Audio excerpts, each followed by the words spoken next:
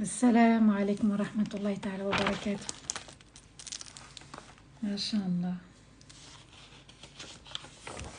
وعليكم السلام ورحمة الله تعالى وبركاته.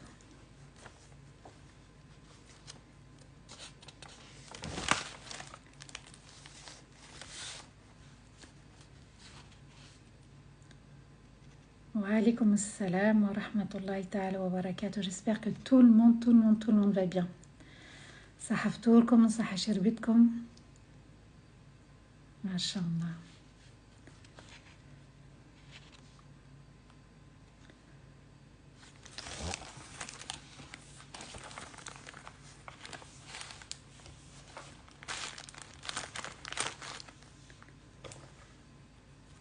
وعليكم السلام ورحمة الله تعالى وبركاته.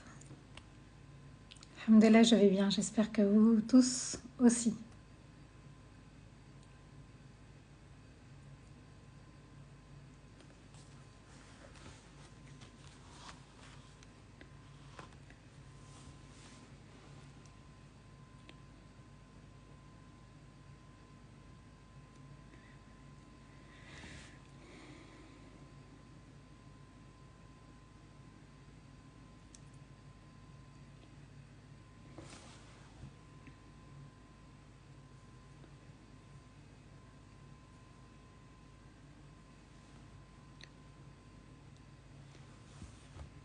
وعليكم السلام ورحمة الله تعالى وبركاته. Merci pour vos petits messages. C'est gentil, merci.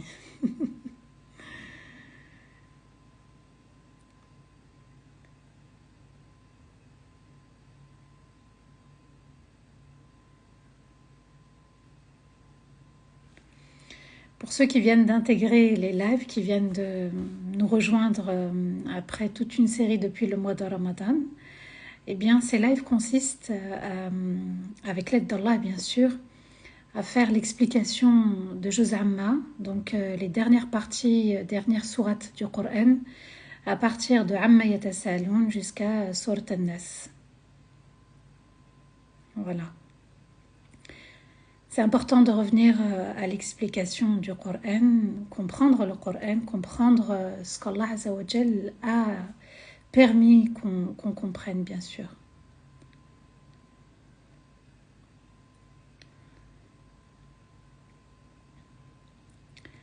Wa alaykoum assalam wa rahmatullahi ta'ala wa barakatuh. Bienvenue à tous et à toutes. Barakallahu fikum.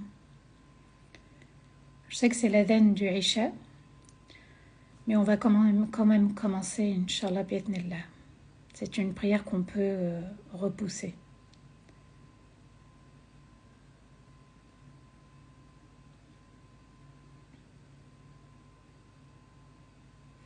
Wa alaykoum assalam wa rahmatullahi ta'ala wa barakatuh. Oui, il y a le replay de ce live et tout est posté dans ma chaîne YouTube. Wa alaykoum assalam wa rahmatullahi ta'ala wa barakatuh. Masha'Allah. On attend encore quelques instants et on démarre, bi'idhnillah. Merci, barakallahu fikum pour vos messages. Merci pour votre soutien.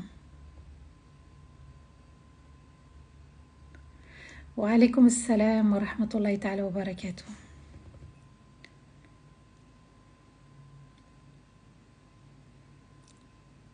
Masha'Allah. Amin, amin, amin.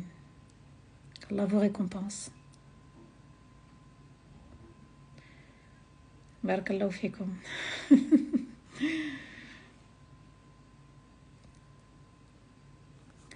N'hésitez pas à rejoindre aussi le live de l'ACMUV, ACMUV, sur Instagram à 22h30. Une fois que j'ai quitté mon live, j'intègre le live avec l'association, donc l'ACMUV, et aussi avec Cheikh Ndiaye.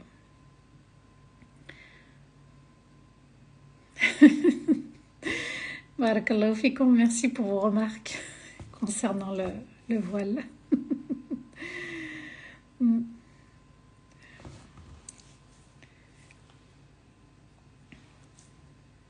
On va bientôt commencer, Inch'Allah, bi'idhnillah. Et je désactiverai, Inch'Allah, les commentaires.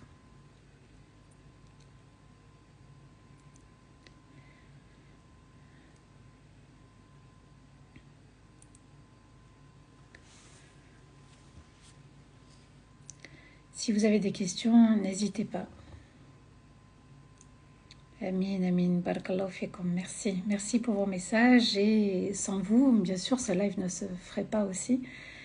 Un grand, grand merci à vous tous, à vous toutes. Et on va découvrir la sourate de ce soir, Inch'Allah. Alors, quand est-ce que je reviens à Bruxelles? Inch'Allah, au mois de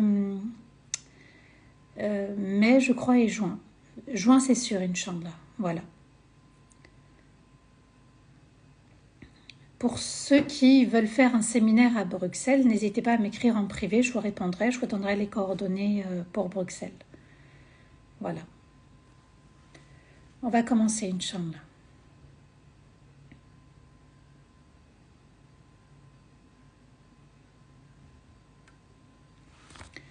أعوذ بالله من الشيطان الرجيم بسم الله الرحمن الرحيم اللهم صل وسلم على سيدنا محمد في الأولين وصل وسلم على سيدنا محمد في الآخرين وصل وسلم على سيدنا محمد في الملأ الأعلى إلى يوم الدين رب اشرح لي صدري ويسر لي أمري واحلل عقدة من لساني يفقهوا قولي ربنا لا تؤاخذنا إن نسينا وأخطأنا ربنا ولا تحمل علينا إصرا كما حملته على الذين من قبلنا ربنا ولا تحملنا ما لا طاقة لنا به واعف عنا واغفر لنا وارحمنا أنت مولانا فانصرنا على القوم الكافرين أنت مولانا فانصرنا على القوم الكافرين أنت مولانا فانصرنا على القوم الكافرين آمين اللهم آمين يا رب العالمين.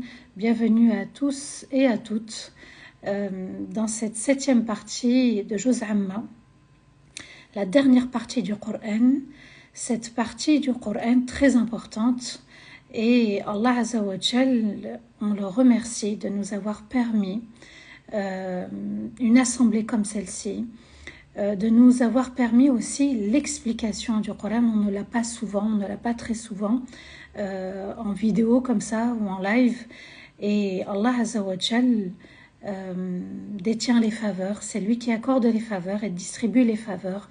Alors à nous d'être reconnaissants envers cette faveur et de dire Alhamdulillah ya Rabbi, et on renouvelle chacun et chacune notre intention. On est là uniquement pour renforcer notre foi, pour exceller dans notre foi, se rapprocher le plus d'Allah Azza wa Jal, et ça commence par l'intention. C'est très très important de renouveler son intention, puisque parfois ce qui peut arriver, c'est que lorsque l'intention n'est pas renouvelée, on peut tomber dans la routine, et puis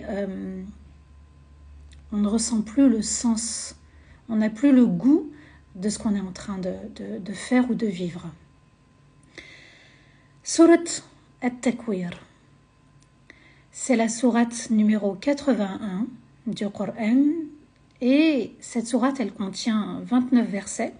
C'est une sourate aussi mécoise, révélée pour les gens de la Mecque. On a bien vu, subhanallah, depuis la sourate Amma Yatasa'aloun, que Allah Azza wa Jal va envoyer Rasulullah sallallahu alayhi wa sallam à maintes reprises pour leur faire le rappel. Toutes ces années passées à la Mecque, le prophète alayhi salatu wa sallam n'a cessé de prêcher, n'a cessé de recevoir, n'a cessé de parler. Et bien sûr, jusqu'à la fin de la révélation, jusqu'à la fin de sa vie, le Coran va descendre comme rappel, comme souvenir, pour venir nous secouer aussi, pour venir nous booster, pour venir nous rappeler à l'ordre, et aussi pour venir nous annoncer des bonnes nouvelles. Vous avez vu de Surat Amma Yatasa'aloun jusqu'à maintenant, Allah Azza wa Jal fait des mises en garde, mais aussi il fait le rappel qu'il y a une place privilégiée pour une élite, pour des gens, pour des personnes qui ont choisi le chemin d'Allah. Le chemin d'Allah a un prix. Il a un prix fort, celui de faire les efforts, de renouveler son intention. Et puis celui d'avoir le souci de sa mission de vie, avoir un amour pour notre mission de vie, la mission de vie qui s'appelle « Purifier mon cœur ». La crainte d'Allah est là, dit le prophète sallam, at-taqwa hahuna, at-taqwa hahuna, at-taqwa hahuna, avec sa main en pointant du doigt le cœur. Et oui, la crainte d'Allah, elle n'est pas dans l'habit, elle n'est pas dans l'apparence, elle est ici. Quel est mon lien avec mon Seigneur? Quel est mon lien avec le Coran? Quel est mon lien avec la communauté? Quel est mon lien avec le tawakkul? Quel est mon lien avec les invocations? Quel est mon lien avec la prière? Quel est mon lien avec les autres? Quel est mon lien aussi avec l'au-delà? Les Qurayshites, les notables, notre époque aussi aujourd'hui, les gens sont déconnectés de l'au-delà. Et vous avez vu, subhanallah, on fonctionne en réseau. C'est-à-dire que les pays sont connectés entre eux, les gens sont connectés entre eux, le monde entier est devenu un petit village et on a oublié, subhanallah, la connexion forte avec le Seigneur. Si cette connexion, elle est forte, si ce lien, cette corde est forte avec Allah, eh bien on arrive à se détacher du matériel, on arrive à se détacher des gens, on arrive à se détacher des statuts par exemple. Et Allah fait le rappel pour qu'on s'en souvienne régulièrement. Sourate At-Takwir va attirer notre attention sur 6 éléments qui vont en fait nous expliquer comment va arriver le dernier jour, la fin des temps, le dernier jour qu'on va passer sur terre, comment ça va se passer, et puis aussi les premiers moments de l'au-delà, comment ça va se passer. Allah Azza wa Jal va expliquer en de courts versets, en de petites phrases, mais des phrases qui se lisent rapidement. Et c'est à nous de prendre conscience que ça, il y aura ça, il y aura ça, il y aura ça, il y aura ça, pour nous dire à la fin, et toi, qu'est-ce que t'en penses? Allah Azza wa Jal va parler de 6 éléments pour la fin du monde et 6 éléments pour le début de l'au-delà. Et Allah nous dit, A'udhu billahi minash shaitanir rajim, Bismillahir rahmanir rahim, Idha ash-shamsu kuwirat, wa idha an-nujumu inkadarat, wa idha al-jibalu suyirat. Versets 1 à 3, Allah nous dit, quand le soleil sera enveloppé et sa lumière s'éteindra, et quand les étoiles se disperseront et s'éteindront, et quand les montagnes seront conduites dans les airs. Les 6 premiers éléments, on va en voir 3. Allah nous dit, le soleil, eh bien, c'est comme s'il n'avait jamais existé. Les étoiles, subhanallah, voyez les perles d'un collier, quand le fil se craque et que les perles se dispersent. Quand on regarde les étoiles, machallah, on a l'impression que voilà, c'est un ensemble homogène et ça donne envie d'observer et de regarder maintes fois.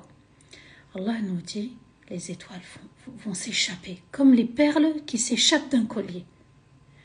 Et elles s'éteindront. Verset 3, et quand les montagnes seront conduites dans les airs. On va prendre les montagnes et elles seront suspendues dans les airs et on va conduire les montagnes. Voyez le soleil de tous les jours. Eh bien, ce soleil, subhanallah, qui apporte la clarté du jour, avec le lever du soleil, et qui nous éclaire. Et comme on est bien au printemps, et comme on est bien en été, Allah nous dit, ce qui était habituel va avoir une fin. Si toi, tu n'es pas conscient que toi-même, tu vas quitter ce monde et tu vas mourir, là, je t'emmène vers le paysage que tu observes tous les jours et je te dis que le soleil va s'éteindre. Les étoiles de la nuit vont disparaître. Et même les montagnes. La montagne, c'est la créature la plus forte. Celle-ci, la montagne va être arrachée du sol et on va les conduire dans les airs. Ensuite, Allah nous dit, versets 4 et 5, وَإِذَا الْعِشَارُ عُطِّلَتْ وَإِذَا الْوُحُوشُ حُشِرَتْ. Et lorsque les chamelles seront délaissées par leurs bergers, et lorsque tous les animaux, les insectes, les poissons, les oiseaux seront réunis. Ici, Allah Azza wa Jal passe d'un décor visible et maintenant il nous parle même des animaux qui font partie aussi de notre vie, de notre quotidien. Soit on les voit à l'extérieur, soit on les voit à travers un écran. Ici, Allah Azza wa Jal nous dit, c'est le 4e élément. Donc on a vu le soleil, les étoiles et les montagnes. Le quatrième élément, ce sont les chamelles. Ici, al-isharu, ce sont les chamelles qui ont mis bas depuis 10 mois. Il faut savoir une chose, c'est qu'à l'époque des Arabes, les chamelles qui ont mis bas depuis 10 mois valaient plus que de l'or. C'était la chose la plus précieuse pour les Arabes de l'époque. Et ça valait une fortune en fait. Plus on possédait des chamelles de ce genre, et plus on avait en fait une place privilégiée. Ça donnait en fait un prestige. Allah Azza wa Jal nous parle de la chamelle, certes il parle aux Qurayshites, mais aujourd'hui la chamelle qui est une monture, aujourd'hui peut-être on pourrait parler de voitures de luxe, les voitures connues de luxe. Eh bien c'est comme si je commençais à délaisser ma voiture de luxe. Mon Audi, ma Mercedes, ma Tesla, ma Volvo, tout ce que vous voulez. Vous voyez, aujourd'hui, ce sont des belles et des grandes voitures d'un certain montant.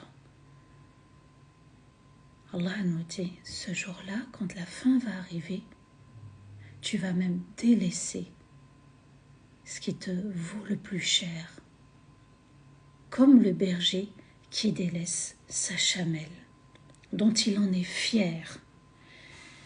Comme pour nous dire que ce jour-là aussi, nous allons laisser tomber nos richesses. Nous allons laisser tomber totalement nos richesses. Ça sera un jour effroyable. Et lorsque tous les animaux, les insectes, les poissons, les oiseaux, tous vont être réunis, rassemblés, eux aussi vont comparaître pour le jour du jugement. Et ils font partie de notre monde. Donc eux aussi vont être ressuscités. Donc ça, c'était le 5e élément, les animaux.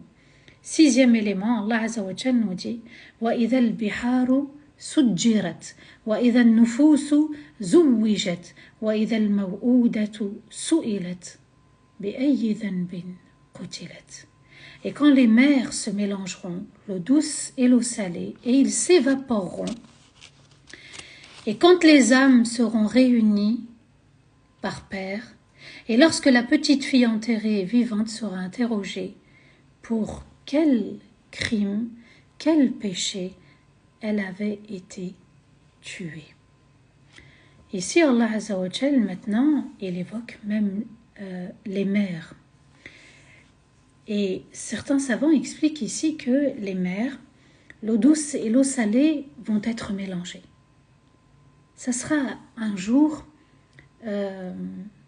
perturbant, même pour ces créatures-là. Elles vont ressentir la crainte d'Allah. Et un feu, on dit aussi qu'un feu sera allumé sous la mer. Et quand un feu est allumé et qu'il y a l'eau par-dessus, eh bien l'eau s'évapore. Comme pour nous dire, les mers vont disparaître.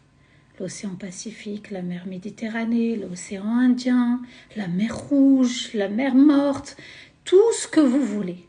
Allah Azza wa Jal nous dit, tout est amené à disparaître. Et quand les âmes seront réunies par paires, chaque âme va être réunie avec ses actes. Moi et mes actes. Moi et ce que j'ai fait. Moi et ce que je n'ai pas fait aussi. Moi et mes bonnes actions. Moi et mes péchés. Allah Azza wa Jal nous dit, chaque âme ne pourra pas échapper à ce jour du jugement. Quelles sont mes œuvres? Encore une fois, Allah Azza wa Jal nous dit dans cette nouvelle sourate, où sont tes œuvres? Quelles sont tes œuvres? Qu'est-ce que tu as préparé pour l'au-delà? Est-ce que tu t'es soucié de l'au-delà? Est-ce que tu t'es renseigné sur l'au-delà? Et lorsque la petite fille enterrée vivante sera interrogée, pour quel crime, pour quel péché a-t-elle été tuée? Ici, Allah Azza wa Jal nous renvoie vers un crime abominable, celui qu'on a fait sur des enfants. Alors à l'époque, on les enterrait vivantes, certes. Et d'ailleurs, un des compagnons nobles, Omar radiallahu anhu, Lorsqu'il pensait à sa petite fille qu'elle avait enterrée, il se mettait à pleurer. Et oui, il l'avait enterrée. Et on les enterrait soit parce que c'était une fille, c'était une honte, soit on les enterrait aussi pour une question de pauvreté. Allah nous dit, l'enfant qui a subi une injustice, qui a subi un crime, eh bien, le parent qui lui a fait du mal, le proche qui lui a fait du mal rendra des comptes. Alors peut-être qu'à l'époque, vous allez me dire, oui, on enterrait les filles, mais aujourd'hui, on n'enterre pas les filles. Aujourd'hui, si, on enterre encore les filles, mais d'une autre manière. On les enterre avec l'excision. On les enterre quand elles subissent des incestes. Et oui, ça existe. Elles ont commis quel crime. Allah va rendre justice même aux enfants. Il n'a épargné personne, il n'a oublié personne. Si Allah n'a pas oublié un enfant, cette rahma qu'Allah a pour les enfants, alors ça en dit long. La balance va peser. L'enfer va bouillonner. Les actes seront publiés. C'est un rappel, ces dernières sourates, à la fin du Coran, comme pour nous dire, et ta fin à toi, tu la veux comment? Pour quel crime elle a été tuée? Pourquoi on lui a fait du mal? Et il y en a, subhanallah, qui grandissent comme ça. Elles sont petites, elles sont un peu plus âgées, subhanallah, jusqu'à l'âge de 10 ans, même un petit peu au-delà, et elles subissent des crimes jusqu'à aujourd'hui. Allah ajoute, versets 10 à 14, وَإِذَا الصُّحُفُ نُشِرَتْ وَإِذَا السَّمَاءُ كُشِطَتْ وَإِذَا الْجَحِيمُ سُعِّرَتْ وَإِذَا الْجَنَّةُ أُزْلِفَتْ عَلِمَتْ نَفْسٌ مَا أَحْضَرَتْ. Et quand les feuillets de tous les actes seront publiés au grand public, et quand le ciel sera arraché, et quand l'enfer deviendra tout noir et tout sombre, et quand le paradis sera rapproché, chaque âme apprendra vraiment ce qu'elle a fait dans sa vie. Allah Azza wa Jal, ici maintenant, on dépasse et on entre dans le tribunal d'Allah lorsque les feuillets de chacun a un livre. Chacun va recevoir un livre qu'il va tenir par sa main droite ou par sa main gauche. Là, la mienne, c'est ma main gauche. Chacun va tenir son livre. Soit on le récupère avec la main droite, parce qu'il y a des bonnes actions, il y a plus de bonnes actions que de mauvaises, soit c'est l'inverse, avec la main gauche, et là, le poids des péchés est plus important. Allah Azza wa Jal nous dit, ce jour-là, nous allons tout publier. Nous allons ressortir les dossiers, les bons, les mauvais, pour les classer. Alors ce jour-là, subhanallah, peut-être aujourd'hui sur terre, on a honte de notre péché, on ne voudrait pas que les autres le sachent. Mais demain, il sera publié. Et c'est pour ça que le prophète alayhi salatu wassalam nous dit Man satara musliman satarahu Allahu yawm al-qiyamah. Celui qui couvre l'erreur ou le péché ou une situation quelconque d'un musulman, Allah le couvrira le jour du jugement. Il y a des choses qu'on n'aimerait pas que les autres sachent, pas nos défauts, pas nos péchés, mais ce jour-là, subhanallah, on risque justement de se voir faire publier ses feuillets, ses actes, ses péchés, ses erreurs. Qu'Allah nous en préserve. Bien sûr, le croyant sera fier le jour-là. Le jour de la résurrection, ce jour-là, il sera très très fier d'avoir reçu son livre par la main droite. Et il dira « Tenez, lisez mon livre ». Vous savez, c'est comme quand on reçoit le diplôme et qu'on veut montrer à nos proches « Regarde mon diplôme, ça y est, regarde, j'ai réussi ». là on pourra dire qu'on a réussi notre vie. C'est à ce moment-là. Donc si rien n'est acquis avant,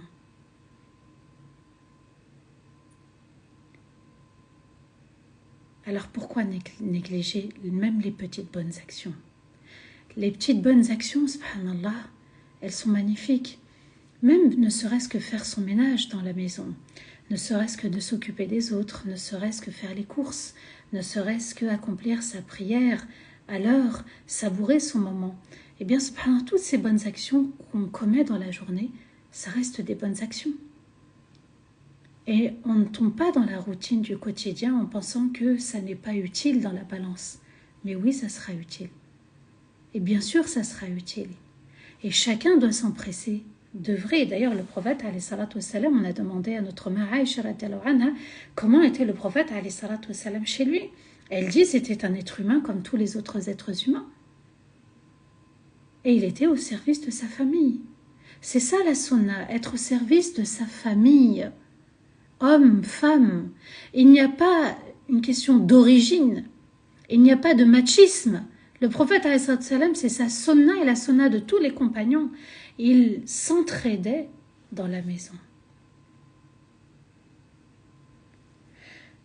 Verset 11, Allah nous dit quand le ciel sera arraché. Vous voyez, subhanallah, quand on égorge un mouton, le jour du Eid ou même à un autre moment, as-salkh, quand on enlève la peau de la chair, de la viande de mouton, vous savez, eh bien le ciel, Allah dit, il sera arraché ainsi. Comment? Allahu a'lam. Mais il nous dit tout simplement que le ciel sera arraché. Et quand l'enfer deviendra tout noir, à force de brûler, l'enfer devient tout noir. Il bouillonne, il attend. Et Allah a mis des anges durs devant sa porte. Sans pitié, les gens rentreront en enfer. Verset 13, Allah nous dit quand le paradis sera rapproché. Regardez comment maintenant Allah change de style. Pour le paradis, il nous dit, on amènera le paradis aux croyants. On leur donnera, c'est pas à nous de nous déplacer en fait vers le paradis. C'est le paradis qui se déplace.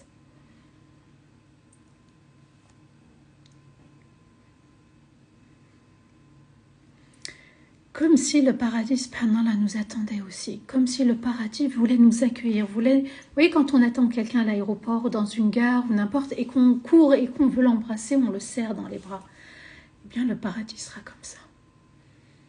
Le paradis nous attend. Le paradis est beau et magnifique. Et certes, il a un prix à payer. Il faut payer aussi sa place au paradis par des bonnes actions, par de la crainte, par un cheminement au quotidien, par des efforts au quotidien, par un renouvellement de l'intention,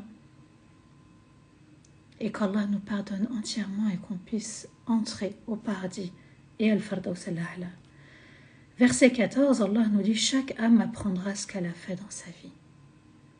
À ce moment-là, on va établir les comptes. Et chacun va savoir exactement s'il a œuvré dans le bien, s'il a œuvré dans le mal, qu'est-ce qui lui manque, qu'est-ce qui ne lui manque pas.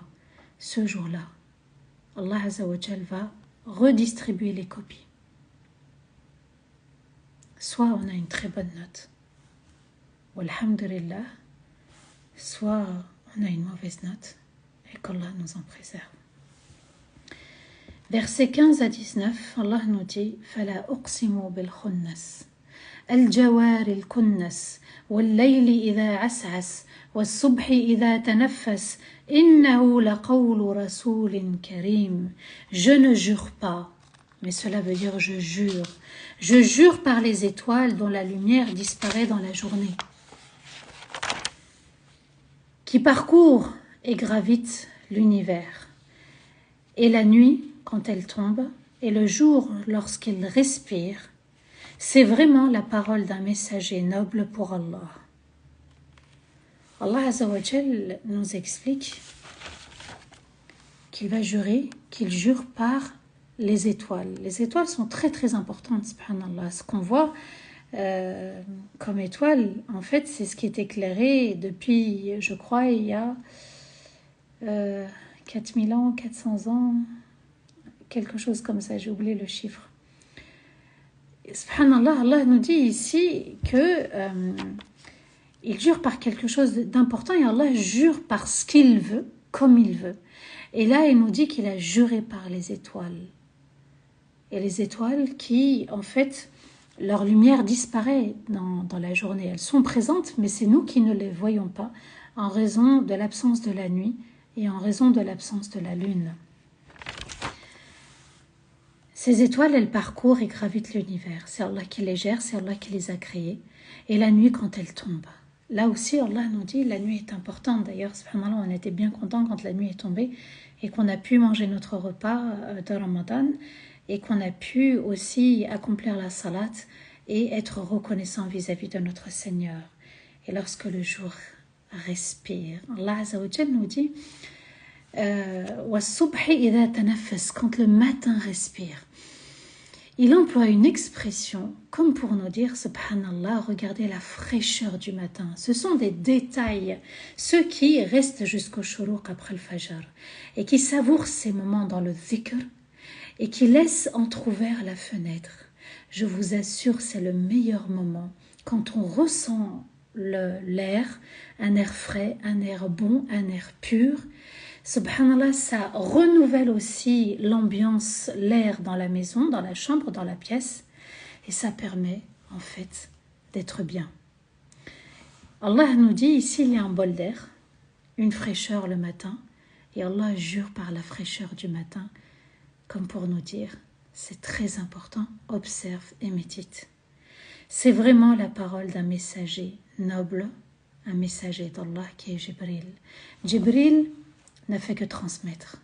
Jibril n'a fait que exécuter les ordres d'Allah. Jibril, Allah l'a choisi. Jibril, Allah lui a confié une mission. Jibril a rempli sa mission. Jibril n'a pas failli, il n'a pas menti. Allah Azza wa Jal nous dit c'est vraiment la parole d'un messager. Et c'est un ange, une créature de lumière, une créature obéissante, pas une créature qui désobéit. Versets 20 et 21. ذي قوة عند ذي العرش مجيد مطاع ثم أمين, qui possède une grande force et a reçu une grande place auprès du maître du trône, qui accepte les ordres d'Allah et il est digne de confiance dans la révélation. Allah maintenant va parler de Jibril alayhi salam, qui est le chef des anges, le responsable des anges. Et même ses ailes sont incroyables. Subhanallah, on dit qu'il avait 600 ailes. C'était impressionnant, même le prophète, lui qui l'a vu, sous sa forme humaine et sous sa forme angélique, il dit, subhanallah, que Jibril alayhi salam est impressionnant. Et Allah nous dit, Jibril possède une force qu'Allah lui a donnée, et il a une grande place auprès d'Allah, auprès du maître du trône. Jibril alayhi salam, Allah ajoute, il a accepté les ordres d'Allah, et aussi, il était digne de confiance. Il n'a pas enlevé un point de la révélation ou ajouté un seul point, ne serait-ce qu'un seul point au verset de la révélation. Jibril alayhi salam était digne de confiance. Donc ici, Allah nous explique les créatures d'Allah, le soleil, la lune, les étoiles, les montagnes, l'eau, etc. Ce sont des créatures soumises à Allah. Il nous dit rien que observe autour de toi. Tu vas les voir et rappelle-toi l'au-delà. Ils vont disparaître. Allah nous parle de ces éléments-là pour nous dire tu les vois avec tes propres yeux. Demain, on va souffler et tout va disparaître. Ensuite, Allah nous dit, verset 22 à 24, وَمَا صَاحِبُكُمْ بمجنون ولقد رآه بالأفق المبين وما هو على الغيب بضنين. Et votre compagnon n'est ni possédé et n'a ni perdu la raison. Et il l'a vraiment vu dans l'univers évident. Et tout ce qu'il avait, il l'a transmis sans rien garder pour lui-même. Ici, Allah Azza wa Jal, nous parle de Rasulullah sallallahu alayhi wa sallam et il s'adresse aux Qurayshites en leur disant Mohammed avait toute sa raison. Si vous pensez qu'il n'avait pas sa raison, parce que le Coran est tellement fort, est tellement beau, est tellement magnifique, est tellement parfait, que ça dépasse votre raison, quand ça dépasse votre raison, vous pensez que les autres ont perdu leur raison.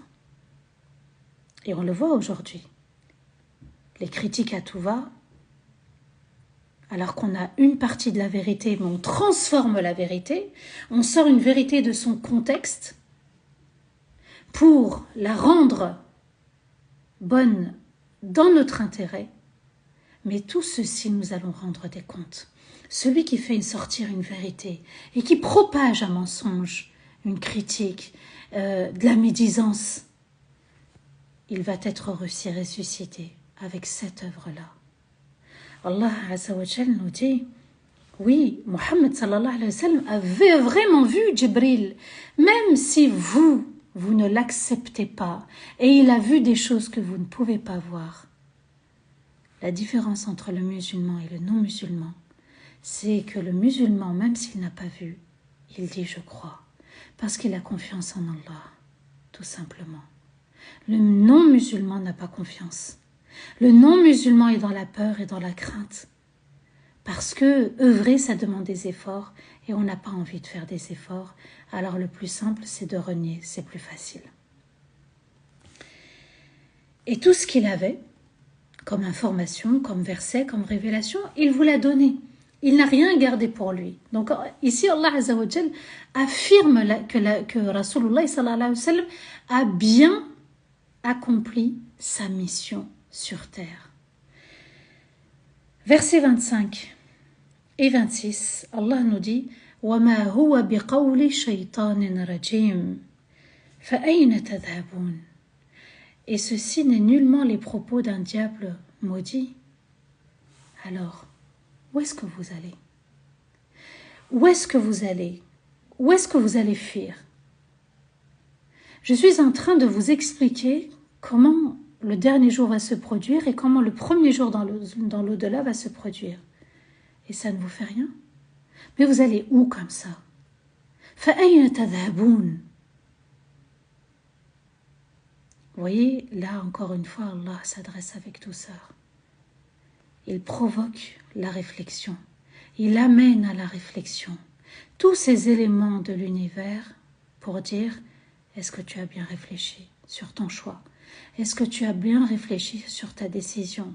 Sache que demain, elle va te coûter. Demain, ça sera trop tard. C'est aujourd'hui qu'il fallait œuvrer et pas demain. Parce que les lois d'Allah, elles sont comme ça. Les lois d'Allah, elles sont ainsi. Et on ne va en aucun cas venir changer les lois d'Allah. Ceci est la vérité. Vous avez eu la description. Alors où est-ce que vous allez? Vous allez où comme ça? Versets 27 à 29 pour terminer la sourate. Walhamdulillah. In huwa illa dhikrun lil alamin. Liman sha'a minkum an yastaqim wa ma tasha'un illa an yasha Allah rabbul alamin. Il n'est qu'un rappel, c'est-à-dire le Coran ou bien Rasulullah sallallahu alayhi wa sallam, pour les mondes entiers. Et pour celui qui décide de prendre une décision, cette décision est de rester sur le droit chemin. Et tout ce que vous voulez, Allah l'a voulu, le maître des mondes.